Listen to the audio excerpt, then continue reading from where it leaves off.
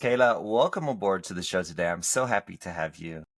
Thank you. I've got to say, I have never had a healthcare experience where I've been, that was great. Nothing surprised me, blindsided. It's just, I feel like we have so much to improve in this country, and that is part of your mission.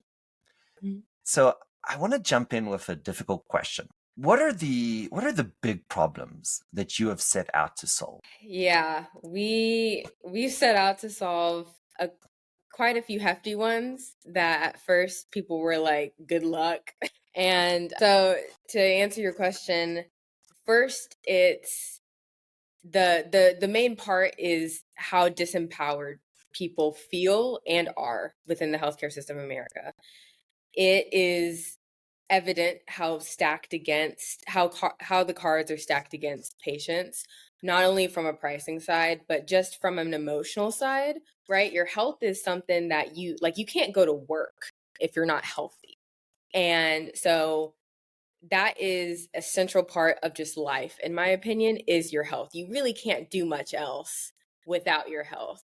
And so not only emotional aspect of something wrong with your body, but also the emotional aspect of feeling like you're at the mercy of, either your doctor, your nurse, and not to say that, they aren't, because they are amazing, but you kind of feel like you're left out on your own, right? And so the large mission that we have is to help people get their power back. That is the mission in of itself. The layers behind that is a lot, right? So we've got the pricing part where there's a lack of price transparency all around. There's the part about understanding how the system works, right? The average person doesn't know, for example, they don't know that you can negotiate your medical bills. They don't know that you can negotiate with your insurance provider. None of these things are taught to us, and it's not, mainstream knowledge, and it's set up that way. And our goal is to make it so that people can advocate for themselves in an easy manner. So it's a big task, to say the least. So I got to stop you there. What do you mean you can negotiate your medical bills? I mean, they send you a letter. You have no idea how many of these letters are going to arrive, right? And they're like, so my when we had my daughter, Hmm. everything was in insurance, but then the person that came to look at the result was out of insurance. We didn't know. We couldn't say no to that. So suddenly this hefty bill, like, what do you mean you can negotiate? Talk more about that. I'm sure our audience is curious. Yeah, so a stat that always makes my heart crumble is the fact that 70% of medical bills in America they have some sort of overcharge or error. So that means that the likelihood that the recent medical bill that you had some sort of error. It's very high, that likelihood, right? And so what that means is when you get the bill, if you're not looking for it, you don't know what to look for, and you don't know to identify that. So there might be overcharges, right? So there are things called CPT codes, like the billing codes Right. that the hospital puts on your whenever you get a procedure done. Sometimes there's an error, right? It might be the wrong code, and those codes are associated with the prices. It's the same thing as like when you're going to Walmart and they like scan the barcode. It's essentially the same format. So sometimes those are wrong. There are other times where they charge you twice, right? You may have gotten, I don't know, let's say an IV infusion. They may charge that to you twice or three times, and you're just not looking for it, or it doesn't even register, right? That, oh, why did I get billed for that three times? Sometimes they'll even go as far as to like put on their and like an assist. So they'll say like this surgeon assisted in this surgery. Well, unfortunately for the patient, sometimes that assist is just them looking over the other surgeon's shoulder, right? And well, that's a lot of money for another surgeon to come in and assist. I mean, we're talking thousands of dollars, but the patient doesn't know that. And so there's all sorts of different ways that the system tries to increase your medical bills, and also just errors that you're responsible for as a patient, unfortunately. So you have to look for those. What's the best process for somebody like, well, obviously not you because you're an expert, but somebody like me who knows nothing about this Yeah. to know what are the right questions to ask or to know how to approach something like that? Yeah. I actually had this process happen with my grandma, so I am right on track with you. So always ask for an itemized bill. And what this is essentially line by line everything that they are billing you for. So that helps just so that you can have a full snapshot of everything. Next, you need to go through and one, see, are there any charges that are twice, duplications of one another? That's a telltale sign that, there might be an error here, because usually they don't charge for things twice. And they also have to tell you, right? They have to tell you when they're doing something. So that's another thing, is making sure that what happened aligned with what you got, because they may say like, oh, she got XYZ medication, and you're looking at your pills and you're like, that's not what I have here in my hand. So that's another way to look for those errors. And then when you do find, those overcharges or those errors, you go and you call the billing department, and you ask them about, your bill, and you say like, hey, I see something here that I'm not sure if this is correct or not. And you explain to them what it is. You always have to do it in a kind manner because it's a tense situation, right? And you go through that process, and usually they're very good about being like, yeah, that's an overcharge, because it's quite easy to tell. You just have to be able to look for it. And that's what I always tell our patients. And we also, on the Navigator app, we have an AI that does that for people, because people are scared to do it. It's an intimidating situation. So like, we provide a script for them on what to say and what to look for, and etc.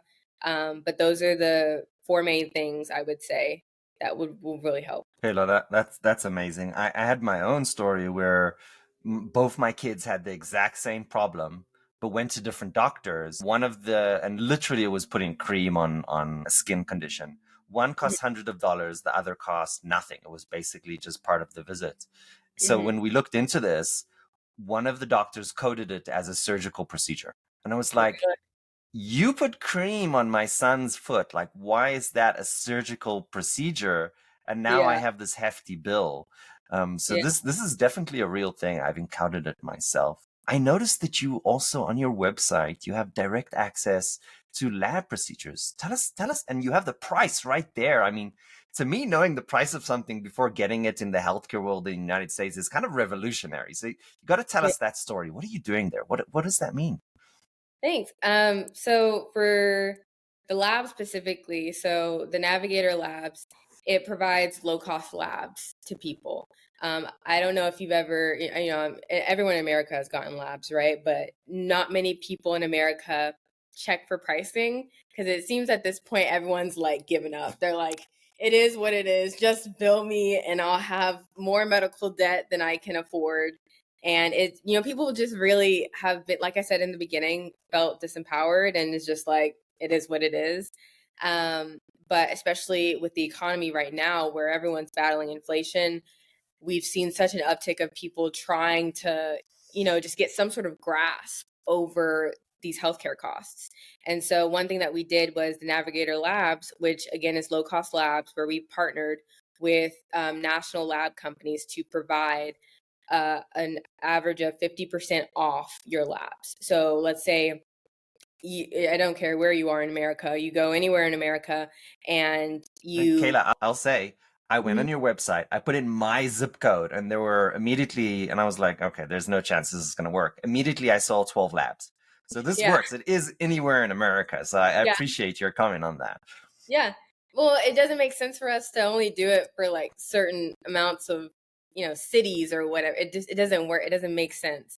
At least in my book, it doesn't. But yeah, so you're able to go to any LabCorp location and able to get the same lab. So it's the same lab test that you would get regardless, where, like, because most people, you either go to LabCorp or you go to Quest. And so it's the same lab test, same people doing it, literally just the price is different. That's the only difference there.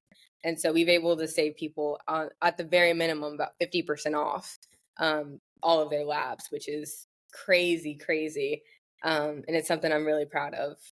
And is this dependent on what insurance you have? Is this somehow tied into who you are, what you've got? Are you working, or is this independent of the insurance? It's independent of insurance. That is pretty crazy. I got to say that impresses me. It just seems that the whole pricing around healthcare is this dark black box of not knowing what's going to happen and what you're going to be hit with. And the Yeah. bills just, after my daughter's pregnancy, the bills, they just keep on coming. It's like you Yeah. never know when it's going to finish. That's pretty amazing. Thank you. What drove you to this mission? What was the if I may be so bold to guess, did you have your own personal bad experiences with the healthcare system that drove you to this mission? Because it really is a mission. Yeah. Well, it's actually twofold. So everyone's always shocked when I tell them this because where I am now is completely different to where I was, for the whole 7 years of my career in corporate healthcare. So I was actually on the side of corporate hospital systems, right? So, and I had I always say it as an opportunity. I had such a great opportunity to learn from some of the world's best CEOs of hospitals in America and hospital systems, the corporate side of healthcare. And I really got that deep dive into that world. And I was on track. I had it made, if I'm quite honest. I was liked by all of the higher ups, and I was, on track to really just excel in that area. And I loved it up until I realized what was happening. In a sense, and to make that a little bit more clear, when you're in the corporate world, you're not thinking the same way other people are thinking. When I see our revenues jumped by X%, I'm not thinking like, oh, that means that more patients, their prices increased, or whatever. You're not thinking in the sense that patients are people in that sense. You're more thinking of them as numbers, right? We got to grow revenue. We've got to increase, shareholder opportunity, etc. That's what you're thinking. And it wasn't until my grandma, and I'll talk about her a lot because I love her, but it wasn't until my grandma actually had an incident where I saw firsthand how, like, on the other side of things, right? I saw firsthand how difficult it was for her just to navigate the system without being, I don't want to say the word conned, but without being taken advantage of, to be quite honest with you, right? We would go to doctor's visits with her, and I could tell that there were some like orthopedic surgeons that were just trying to get more money out of her, right? I knew that they didn't need she didn't need this procedure, because I wouldn't tell them. I wouldn't tell them that I was in the corporate healthcare world, and I just wanted to see how they would treat us. And it just left such a sour taste in my mouth. And then when I went back to work that next week, I was like, I just looked at everything differently. Like the meetings that we were having, they weren't really meetings it didn't feel like they were meetings to help people. It felt like they were meetings to get more money out of people. And, you know, not all of corporate healthcare is bad, for sure, but that aspect of it really, I could not change the way I was seeing things anymore. It was almost like I had rose colored, glasses on. So it just rocked me, and I just couldn't do it. I felt like icky inside. So that's when I decided to make the change and find some way to right the wrongs that I was a part of. I'll take full responsibility for it, but I feel like if you have the ability to do something about it, then you should do it, because you're going to die one day, right? And I want to make sure that when I die, I I can look back on my life and be proud of what I did. Wow, that is not a trivial thing. Starting Yeah. a company, becoming an entrepreneur is incredibly difficult, and 90% of the companies shut down within a short amount of time of being started. You embarked on a incredibly difficult journey. Tell us a little bit about that, the beginning, the first couple years of that journey. You were working with volunteers at the beginning. Yeah. So you did your research. I did. So yeah. So in the beginning, it wasn't even a thought in my mind of it becoming a company. It truly Mm. wasn't. I was just doing it to just because I was interested in it, and the idea of me being able, I had some, coding experience, a little bit of experience, not that much. I had that healthcare background and the business background of it. I'm of a generation where all we know is technology. And so I just thought to myself, it would be really cool because, I would be coaching my grandma on how to navigate the system. I'd be advising her on things. And so at one point I was just like, it'd be really cool if like she could just have this in an app. Like if she could just go to an app and literally just have me on her phone basically. And so I first just did it just as like just a project. It wasn't really anything. It wasn't supposed to be a company. And it wasn't until we met with Rice University, their HR department, and they were like, we want this as in our benefits. And I was like, and I was trying to play it off all cool. And she was like, how much is it? And I was like, I kind of just made up a price. Cause I didn't, it wasn't a company at the time, but they clicked in my mind, like this could actually be something. And so, and that's just how I started rolling it with it. But at first, just making the project in and of itself, it was interesting because at first it was just Pocket Doc. It wasn't even the navigator at that point. It was literally just Pocket Doc, which is our advanced physician search system. And then I almost started vomiting ideas left and right as we continued to develop it. And so, now it's grown from like one app to 8 apps in one platform, all doing completely separate things. But I think the beginning was interesting because all of the people on my team, the volunteers, they were kind of like looking at me like, this sounds cool, but I don't really know if this is gonna work. And I just had in my mind like it's gonna work. Like I didn't have any background of any other platform that did something similar. I just had it in my mind that it was gonna work and we were gonna figure it out one way or another, or I was gonna die trying or something. And it was almost like something supernatural where, every time we'd hit a roadblock, God kept giving me ideas on how to solve it. So there has never, and I can proudly say that there's never been a roadblock that we've encountered that we have not created a solution for. And, it's not easy because there's a lot of roadblocks when it comes to this kind of stuff, not only just healthcare, but tech wise. But it really was the struggle of showing people the vision, like the world, and then also like making sure that they realize that it's not about how hard something is. It's about, is it worth it or not? Because the hard thing is going to end at one point, right? You're going to get done with the project at some point. The app is going to be done at some point. It may be hard, but it's going to be done at some point. And then think about all the people that we can help after the fact, right?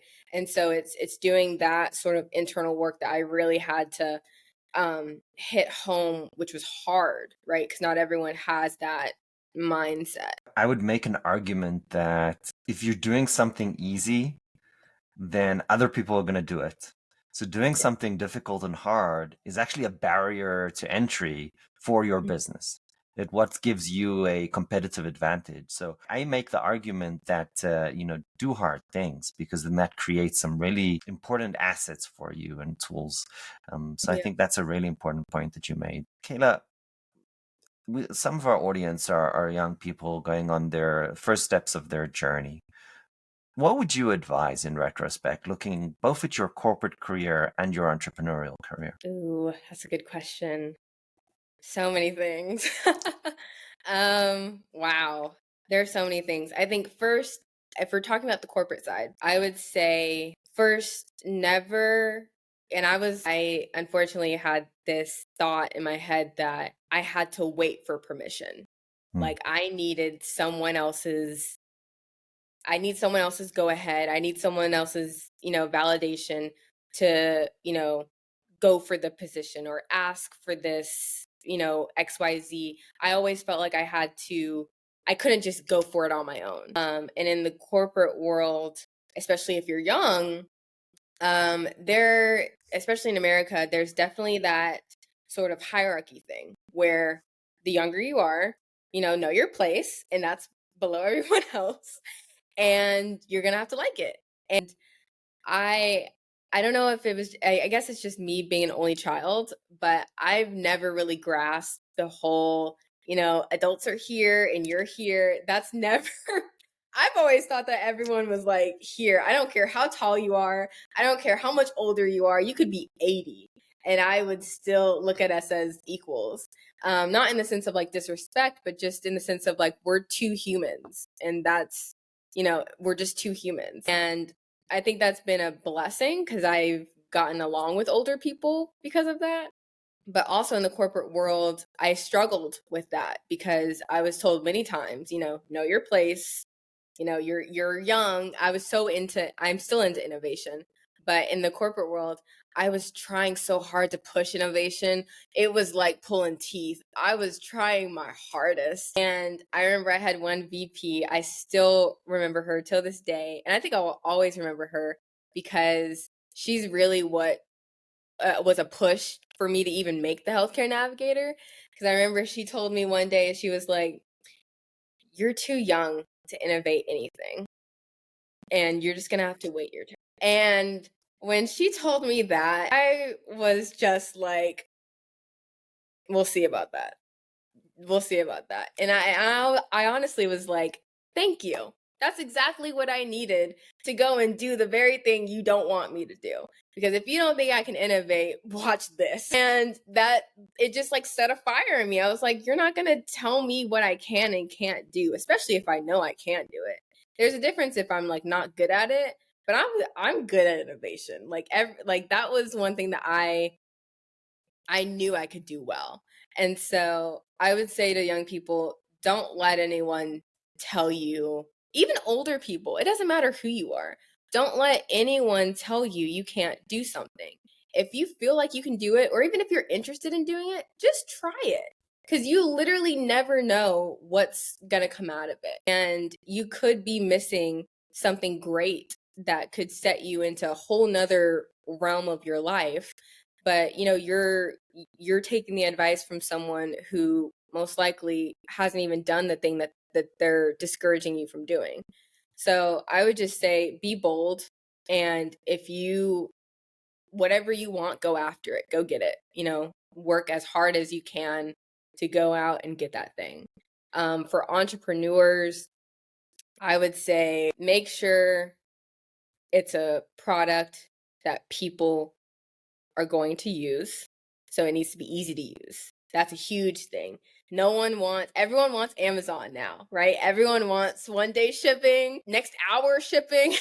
Everyone wants that sort of thing. So make sure that it's easy to use, make sure that it actually works, and mentally make sure that you have, or at least that you're training your brain to be mentally tough, because it's a journey, right? It is something that you have to really be steadfast. There are going to be days where like you feel like nothing's happening and what the heck, and then there are other days where everyone is calling you all at once and you're like, where were you guys when I was a baby, when I had the time to talk to you? And so it's just kind of riding that wave and being mentally strong in that aspect, I think, is really important, because a lot of people give up and like a lot of people give up and they don't know it. But if they would waited just a little bit longer or stuck it out just a little bit longer, that breakthrough is right on the other side, usually. I say, a lot of people call it a roller coaster. It's almost, I call it almost like bipolar disease, right? You're one day you feel like you're the happiest person in the world. The other day you're borderline, depressed. Yeah. That really is and no offense to anybody actually suffering from that terrible disease. Yeah. But that's how it feels to be on an entrepreneurial journey. So it isn't for everyone. If you're Mm. looking for stability and knowing what tomorrow holds, the entrepreneurial journey is probably not for you.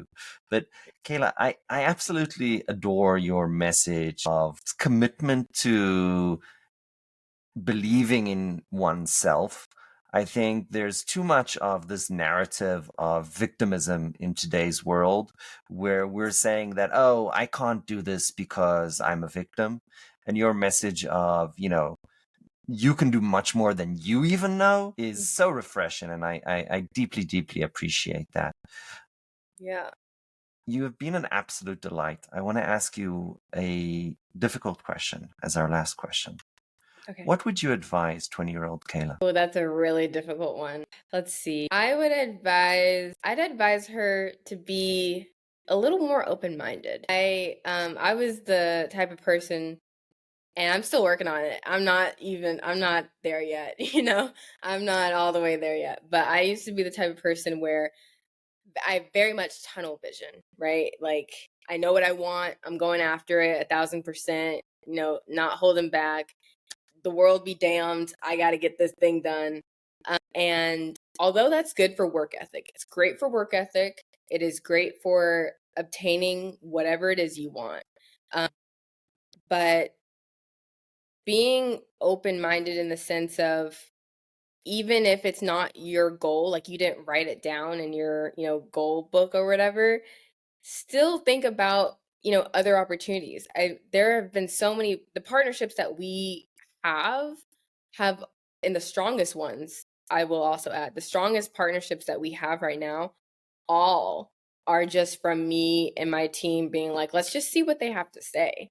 Because although it's not traditional, although it's not what most people in the insurance space do, let's just see what they have to say. And that's honestly one of the ways that we've continued to foster innovation, is because we're partnering with organizations that you don't normally think to partner with, and it doesn't make sense in the traditional realm of how it would work.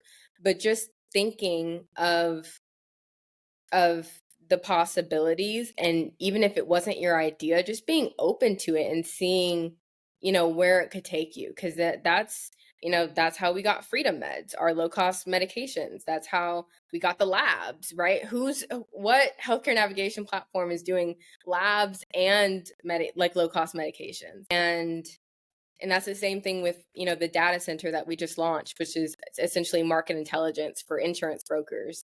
And again, like, that's not something that's in the traditional realm of healthcare navigation, but it's because we were open to anything and just seeing where it takes us.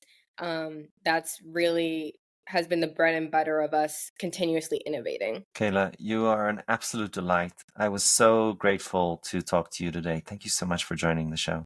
Thank you so much for having me. I really appreciate it.